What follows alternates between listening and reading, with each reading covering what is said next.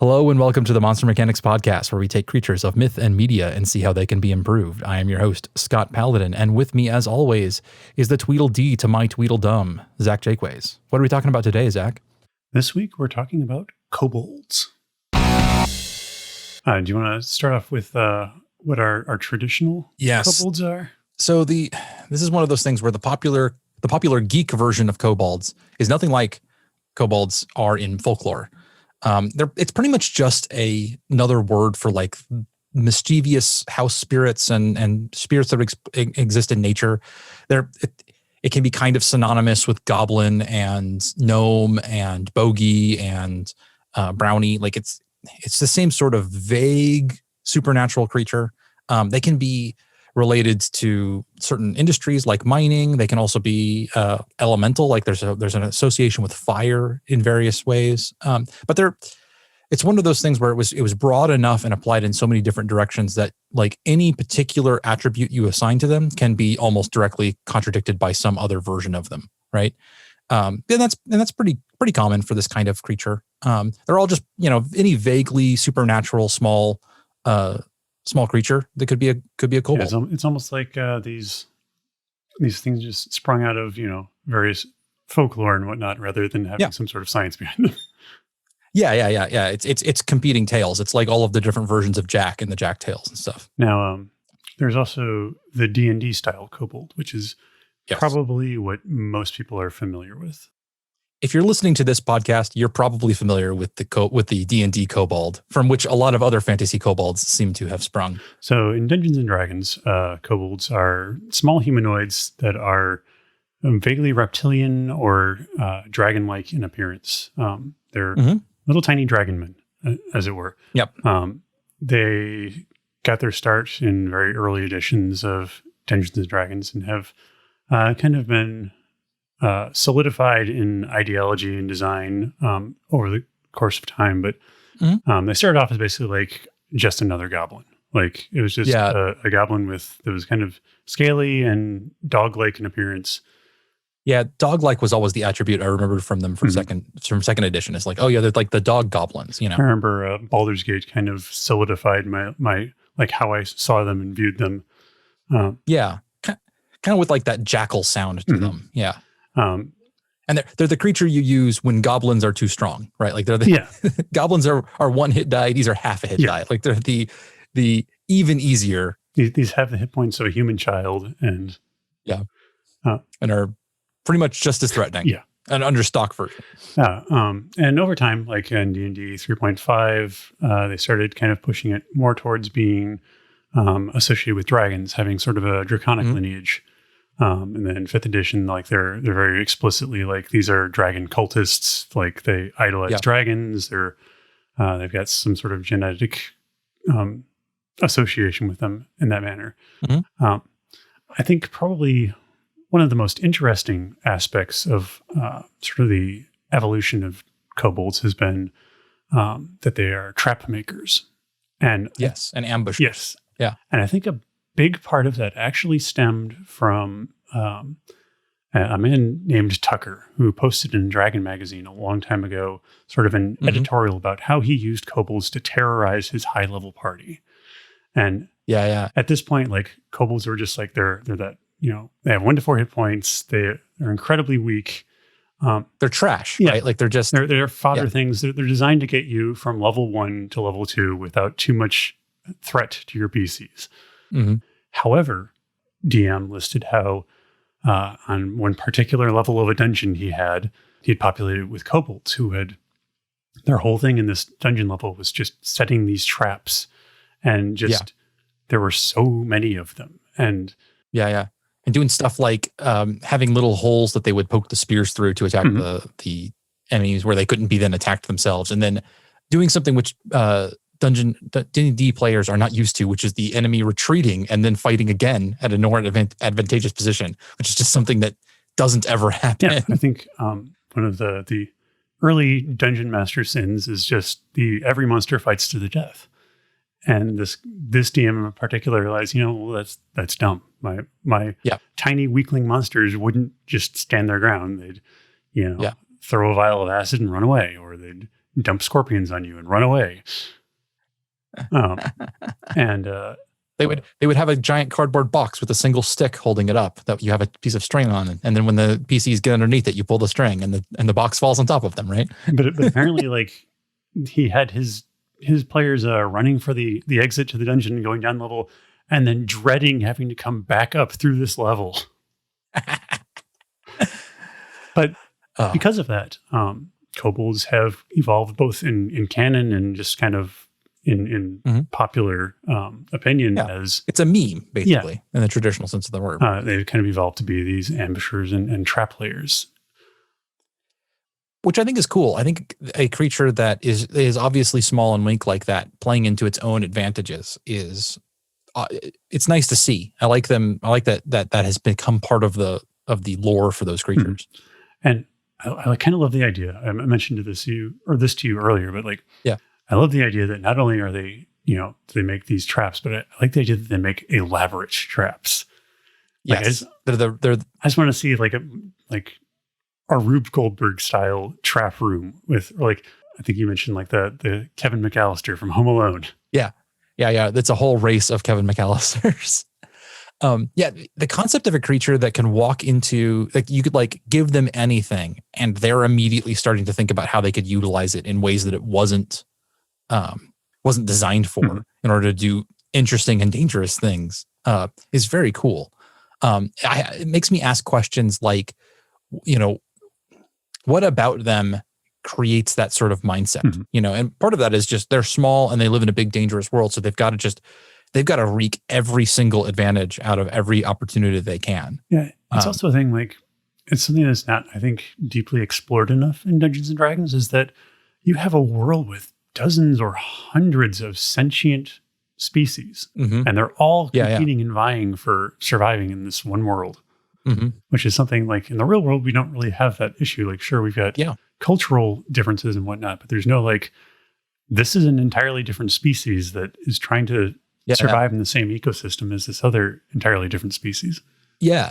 And not even all of them are like humanoid. You have like giant insects and dragons and like lizard creatures and like sentient tentacle monsters who happen to be lawful good. Yes, I'm calling out the floof. Flump. Flump. You're right. There's an M in there. Nope, he's the floof now. That's really interesting. So I'm also very interested in the idea of them being draconic, like having some sort of dragon lineage or connection in some way. Sure. There's two versions of that, in fact, that I think are both interesting. One is that they, like, the straightforward, like, they're descended from like either a dragon crossbreeding program that happened in the past program, probably some dragon somebody, because that's what dragons do, or that they maybe they descend from the same progenitor species, something like that. There's also kind of it would be kind of fun that they actually have no dragon blood anywhere in them, but they have sort of co-evolutionary qualities where, like, they look a bit dragony and they've got scales and they've got kind of a dragon shaped head, and so something about dragons are so compelling to them that they are like backfilling in that backstory and like making it up in order to claim a connection that doesn't exist there, which I think says a lot about them as characters as well. I kind of like, there's a bunch of insect species that will mimic like larger predator animals. So this is like a direct, like an environmental strategy. Yeah. Like they're trying to look, so this version of kobolds look like young dragons. Yeah. Like they look like baby dragons. Yeah. And I love the idea that there's like, they've used that to their advantage. Like they're like, yeah, because nobody's going to with a baby dragon because like mama dragon's probably around somewhere. That's cool. Okay. I like that a lot. And that also leads them to, that's actually great compared with the trap thing, because if they look, the word we're gonna use here is neotenous, which is having qualities of a juvenile. Where you retain juvenile qualities into your adulthood. Humans in certain respects are neotenous. Dogs are very neotenous, and it just means that you maintain things like big eyes and domed round heads and like short muzzles and stuff like that. And what that translates to for humans is we find neotenous creatures very cute. Like, so all of these kobolds are going to be adorable. They're going to look like adorable baby dragons, and they're going to be ruthless killing machines. I love it. Who will take every asshole step they can in order to gain every little tiny advantage over you, in order to like Gulliver's Travels you and like pull you down to the floor and stake you down and then eat you alive or something. Yeah. Well, all while looking like the main characters of a children's cartoon. I love it. I was reminded of those critters from Galaxy Quest. Oh yeah, I mean, I need to watch. That's a good movie. I need to watch that one again. It is an excellent movie. So are we going with the idea that they're not actually related to dragons, that they just sort of like co-evolved? Yeah, I kind of like that idea. Like, in that case, I like you brought up insects, and I think maybe that's like they look like dragons and they want to have a connection with dragons, but I like the idea that they are insected, like they're insectoid in some way, like they were.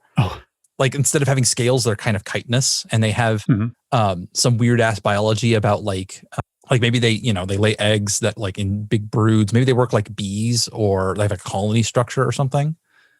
I think the egg laying would be great because like there's like the big thing about kobolds is like there's just so many of them. Yeah, it's like the only way you can make them a threat is just make so many of them. Yeah.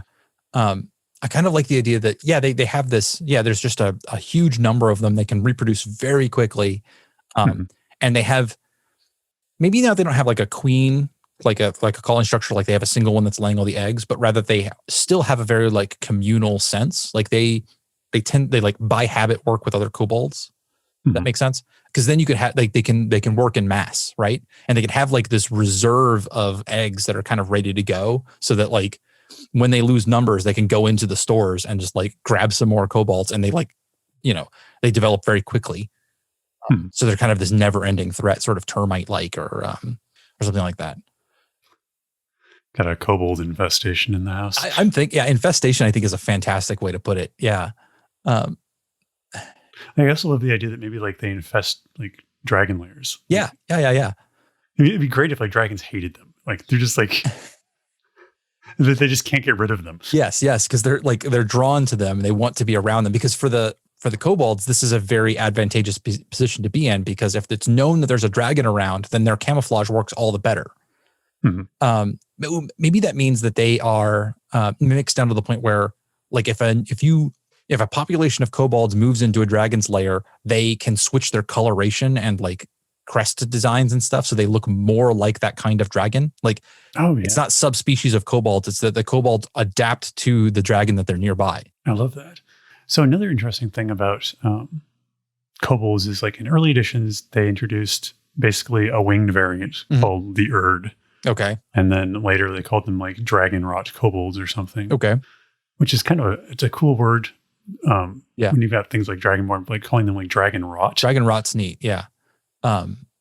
So the when you mention wings, the thing that comes to mind is the our drones from ant colonies, where they actually. That's exactly where I was going with this. So, that when it comes time for them to spread out, like basically when the colony gets big enough that it's sort of, they can't spread out naturally. Like it's got them the greatest number of kobolds to live in this area as possible. Then they like start producing the dragon rot kobolds, the ones that can fly, who then take off in all these different directions and start like dropping off seeds of egg clusters or something like that somewhere else, where they can start new infestations and things. That could be very cool.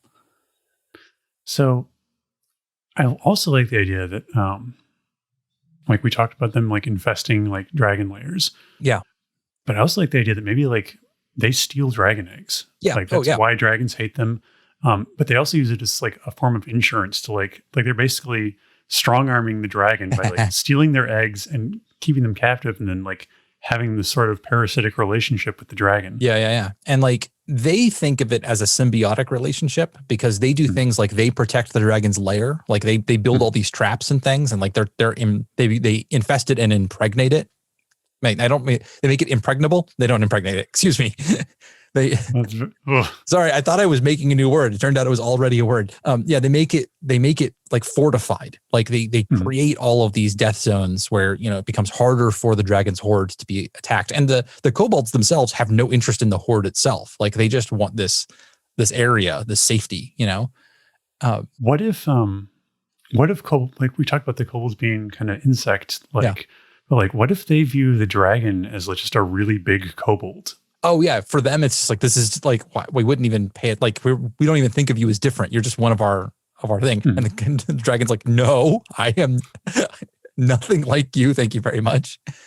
I think it really could vary from dragon to dragon. Like maybe because dragons are intelligent creatures. Like maybe some of them sort of kind of get into having this whole little horde of creatures who are like worshiping them as a god and protecting their lair and stuff. And if they're not particularly concerned about their eggs or something like that, then like they can sort of rule the roost and have like an actual symbiotic relationship with the kobolds. And then there's other ones who react really badly to the whole thing and want to get them out. And maybe they have to go find adventurers and bring them back to their lair so the adventurers can root out this infestation. That'd be a really cool twist, like just for your D&D, like where the players are hired by a dragon to deal with a kobold threat. I really like that. That's really good. I definitely like the idea. If you were we hardly ever talk about mechanics, but I do like the idea that kobolds, which is funny given the name of the show. Yeah, that's true. We don't ever talk about, because we don't like to. I don't like to work in like particular game systems. Like I don't want to throw stat blocks at our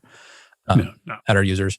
That being said, we do talk about like the mechanics of storytelling and the mechanics of how these creatures would work. Now I'm thinking specifically about game mechanics. The idea that they would have bonuses in larger groups. Like 2 kobolds is not a big problem. 30 kobolds like acts in a unique way and like gets additional bonuses to various things because just by like their ability to work together would be an interesting way to show that like if you can catch that while there's still just a couple of them, they're easy to deal with. But it's when they become an infestation that they become a huge problem, you know? I also like the idea like they're sort of insect like, maybe like I know we've done hive mind like a million times at this point, but I love the idea that maybe that would translate them into being able to do more like synchronized trapping. Yeah. Like where they're able to like activate different parts of a trap simultaneously. I'm thinking, okay, so rather than going straight up hive mind, what I'm thinking is they communicate with in a rhythmic language, a language that has a beat built into it. Okay. And and that allows them like incredible timing. Like they are coordinated because they've got this beat living in their head all of the time. And they know that like, ba-bum, ba-bum, ba-bum, I'm going to do it now. And like, that means that the entire colony can do something at exactly the same time because they just like, it's built into the way their brain structure works. Because they're a living metronome. Yeah. And it's like, they got to count in their head. Like they don't have to go 1, 2, 3, bam. Like they just they just naturally do it. For them, it's like they're talking like everything is like, you know, like everything happens in 5 clicks, 7 clicks. Yeah. And it's like you could even have in their language, you could build something into it. Like they do not have imprecise the measurements of time. Like, so this is a real feature, not the time version, but the fact that like there are languages in human cultures where they do not have right, left, front, back. I'm not even going to try to remember who it was, but there are a couple of languages out there that only reference things by north, south, east, west. That's it. It's the only directions they have. And what we find is these people have an incredible sense of direction because they have to be paying attention to north, south, east, west all of the time, such that if you like put them on, you know, like take them into an indoor and like have them go around corners and like screw them around, normal people will get very, very confused very quickly and will not be able to correctly identify it.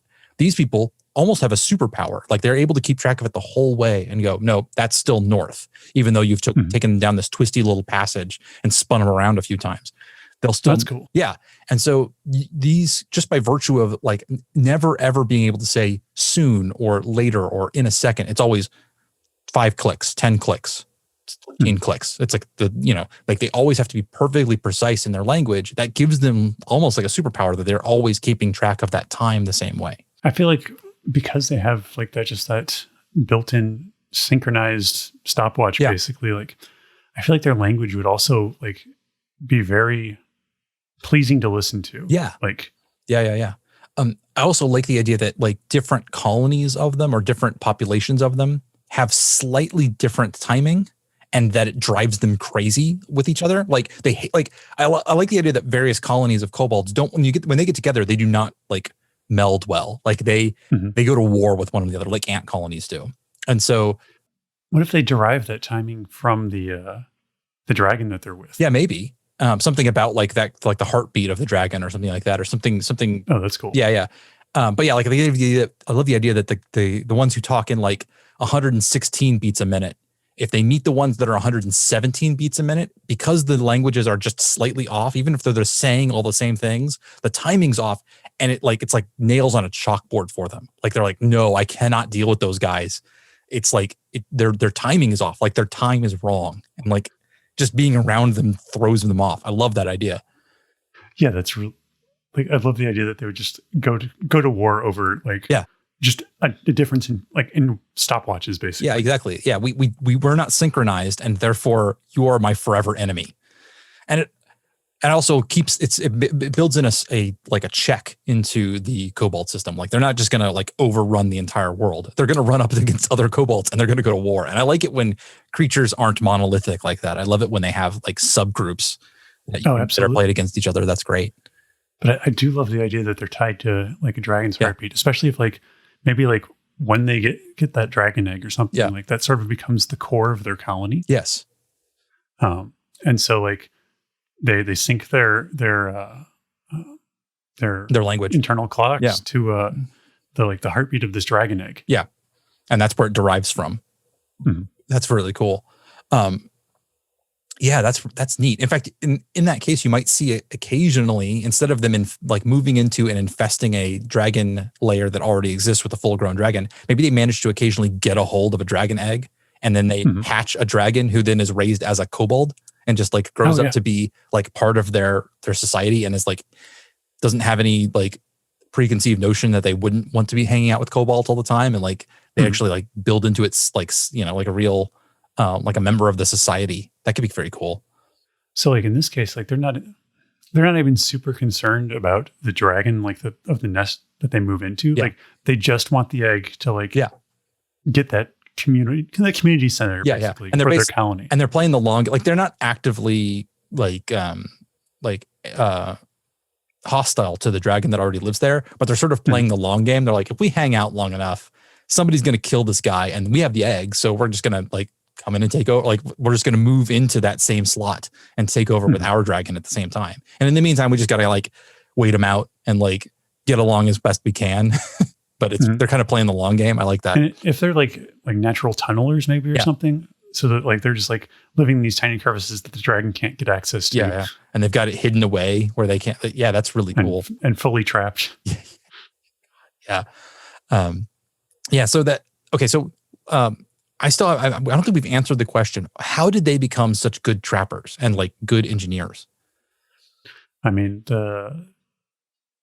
I think the original answer I had was going to be that, it was because, they're small and weak creatures that, they need a way to deal with like the ecological niche they occupy. But, now I'm wondering if maybe there's a more interesting option. So our kobolds are very much ants. And ants are engineers. Like there are colonies of army ants that live in like South America and maybe Africa too, but definitely South America, that will do things like build bridges out of their own bodies. Like they need to span a chasm. They will like make like one of them will hold on to another one and another one will hold on to that one, and then they'll like build a bridge out of themselves, and they'll do like really creative things with that, like making like loops that go down before they can get across to the other side, and then like lifting that up by like removing segments from the inside. And like they do really cool complex things, like if there's a flood, they like gather into these huge clumps that are like actually able to float in a way that individual ants aren't, and they like hold themselves together. So maybe that's what like kobolds start doing. Like originally they're about like using themselves to like get through the environment. Like they're used to one kobold like making a little bridge across a chasm, and then like two kobolds working together to do something slightly bigger and like that. And then because that's like hardwired into their brains about how to use themselves to manipulate the environment, they like can apply that to manipulating the environment directly using tools. And they're able to go, oh yeah, my brain is hardwired to go, that will fit into that and it'll fall at this rate.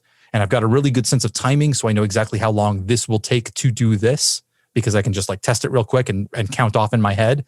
And like they could like building a Rube Goldberg device where something falls very precisely to like intercept something else as it was also falling and stuff like that would be like second nature to them because they have a perfect sense of timing and like a built-in engineering CAD program in their brain. Yeah. That would be really cool.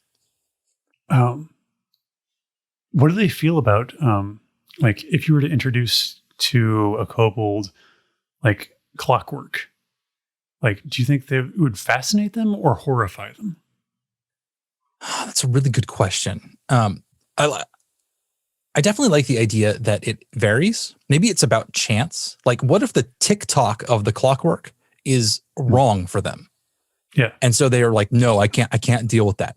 But they come across a, just by chance, or maybe they are a new colony that like sets up in a clock tower, and the tick-tock of the clock actually like is what they build their language around. And so then they become the mechanical kobolds, the ones who are all about clockwork. And that becomes their dragon, is this giant clock that they're living inside of. So maybe it's not even dragons that they're looking for. It's just like a strong rhythmic source of sound or audio or impact or whatnot that they can base their society around. So for like, if they were to find like a big clock, like Big Ben or something. Yeah. And that became, I like that idea. Okay. I have just noticed a problem with my Audacity. I'm going to stop my recording. I think I've got everything that we're doing here. Okay. Okay. Let's count off again. 1, 2, 3, 4. Okay, cool. And then try to remember what we were talking about before I derailed us with my audio problems. We were talking about clockwork. Clockwork. Clockwork kobolds. So I like the idea that they would like move into a clock tower or something like that, and like build their language around the particular beat per minute of that clock tower, and then they become like really good at that kind of thing because they're used to, and they'll like build all of their. So I love the idea that they would have like we'd have the mechanical kobolds. Maybe they would like because of that. Maybe they I don't know. Like could they go all in on that and just like completely give up on the naturalistic dragon thing and just all become sort of like automatons? Like we're talking about, they might even look like what the dragon that they associate with. So maybe they would have like, they would all become bronze or brass colored and like have gear, like teeth on their carapaces and stuff. Like maybe for them, because like whatever they kind of bond around, like is just like another kobold to them. Like maybe it really doesn't matter if it's a dragon. Yeah. It's just like a dragon has a very strong heartbeat that they can build their nest around. So that's kind of naturally what they've gravitated towards. But like if they found a human settlement with a clock tower that was huge and elaborate, like they would absolutely infest that and kind of build their civilization around that. I love the idea that like the reason why they're so strongly associated with dragons is because those are the kobold colonies that get really strong. Like it is a good match for them to glom themselves on. It's a really good match for them to glom themselves onto a dragon because dragons are strong and they like create this environment that's really conducive to them.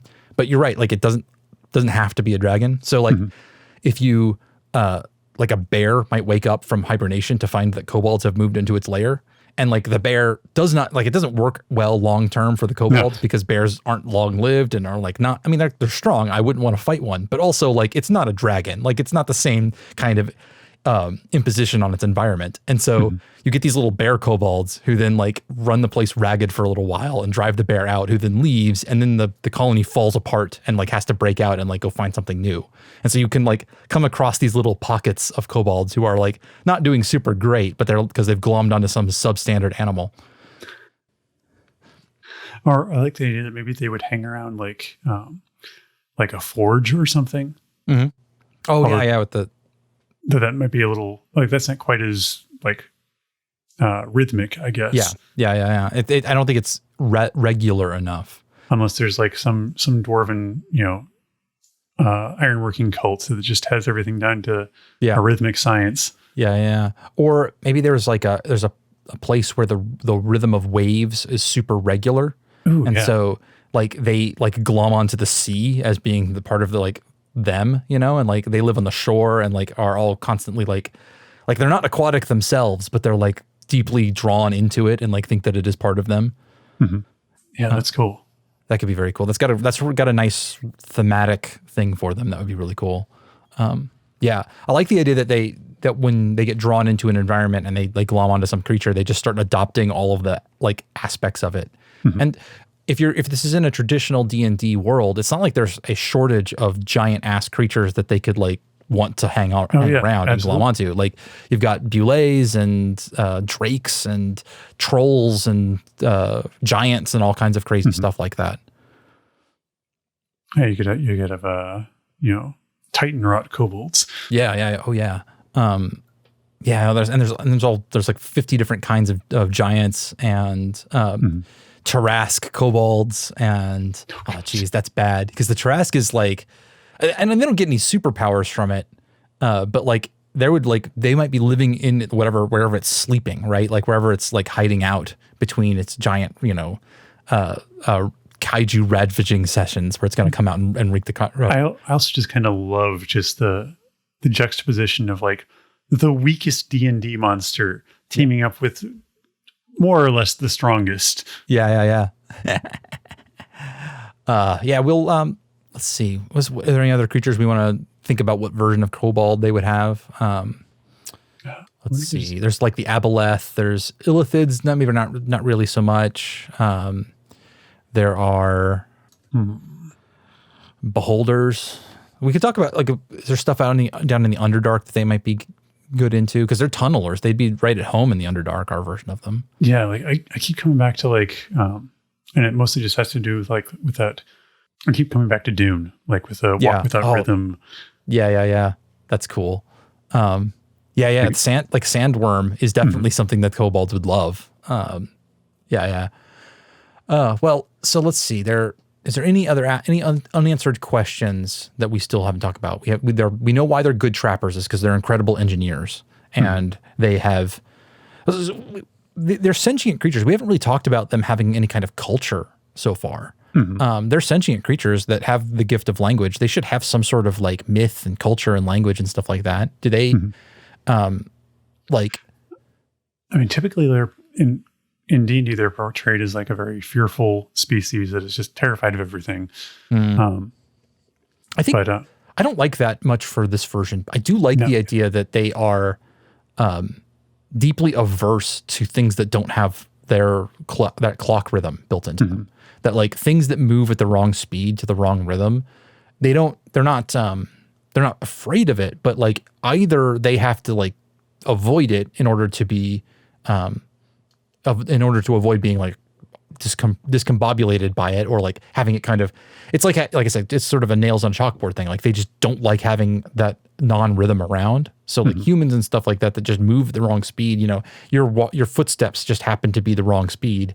They're going to either avoid you because they don't want to hear you, or they're going to attack you because like they want to get rid of that sound. And it's not necessarily like it's your effect on the world and effect on them that drives them crazy. That could be very cool. Yeah, I also like they did like every culture has a song. Yeah. And like every kobold can like add to that song, but it's always at that same rhythm and pace. Yeah. And it probably even like sounds maybe even like kind of dull to listen to because it's just the same thing over and over again, just like different tone, like pitches and whatnot. Yeah. Or the intricacies that they can hear in it are things that like we wouldn't be able to hear, like if you ever listen to free jazz, like you'd be like, this just sounds like noise, right? Like 'cause you're not into that genre, you don't have the context, the understanding to go, oh, okay, well, this is because of that, because of this, because of that. And so it just sounds awful to somebody who's unaccustomed to it. But to them, it's like, no, this is perfectly clear. I can hear, this and then this and this, and I understand it all. And so therefore it's, beautiful, intricate to me instead. Yeah, I'm definitely down with the idea of each of them being built around a song. In fact, they might have that. You could, if you were able to talk to them and actually like communicate with them, they might have like a deep musical metaphor built into their language. Like talking about, they don't have stories, they just have songs. And everything is a song, and like talking about things in harmony versus dissonance and things like that. Like that's how the way they view the world. That'd be very cool. Yeah, that is kind of cool. I wonder if there's anything like with them being kind of like a short-lived insect-like species. Although I guess in D&D, like they can technically live up to 120 years, but I think our version's very short-lived. I think they're like these are insects. Like they wear themselves out. Like their plan is not to like keep a particular kobold around at any particular time. They all just like they're just run themselves ragged for the sake of the colony. So I wonder, like, what is a sentient what is an individual in a society that doesn't particularly value any individual kobold feel like? I think they would be when they're a working member of that colony, one that like views itself as a part of the colony, maybe doesn't have a particularly great sense of self. In fact, I mean, we could go so far as to say that like they really do function like an ant colony. Like any particular kobold might not themselves be sentient, but the group of them together develops an intelligence because of like the various ways that they act.